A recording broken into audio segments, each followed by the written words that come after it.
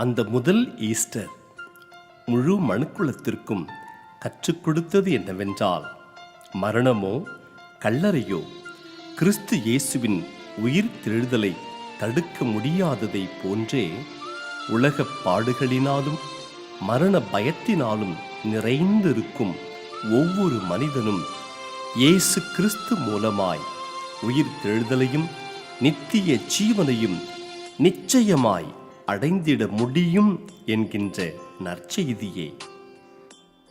ஆதாமுக்குள் எல்லாரும் மரிக்கிறது போல கிறிஸ்துவுக்குள் எல்லாரும் உயிர்ப்பிக்கப்படுவார்கள்.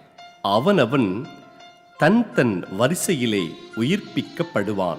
முதற் பலனானவர் கிறிஸ்து.